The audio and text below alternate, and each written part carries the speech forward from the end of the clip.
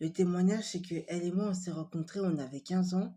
Enfin, non, moi j'avais 15 ans, elle avait 12 ans et demi. J'ai commencé à l'évangéliser vers la fin d'année 2020 et je lui parlais tout le temps de Jésus. Elle était en dépression, elle avait des pensées suicidaires et tout. Et j'ai beaucoup prié pour elle. Il y a 2 ans, elle avait fait la prière du salut, mais elle n'avait pas réellement accepté Christ. J'ai invité plusieurs fois à l'église, mais ça a été un combat, hein. Mais, des fois, j'ai eu envie d'abandonner, mais le Seigneur m'a permis de tenir bon. Malgré que dans notre amitié, on a eu des hauts et des bas. Aujourd'hui, non seulement elle est venue à l'église, mais en plus, elle a fait la prière du salut, s'il vous plaît. Dites-vous que ça fait plus de 4 ans que je parle du Seigneur. Pendant 4 ans, j'ai prié non-stop. Et aujourd'hui, je vois le fruit. Je peux que rendre gloire à Dieu.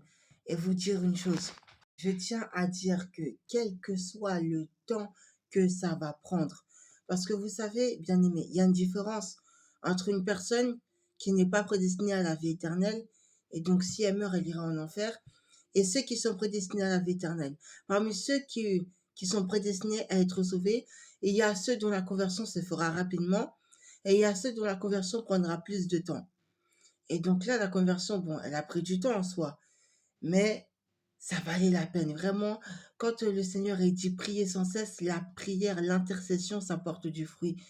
Persévérons dans la prière et surtout, quand la personne elle a accepté Jésus, faire un suivi et réclamer la personne dans la prière parce que Satan réclame les âmes. Oui, oui, oui. Alors nous, réclamons les âmes pour Jésus. Prions pour toutes les personnes qu'on connaît et prions pour les personnes qui viennent d'accepter Jésus.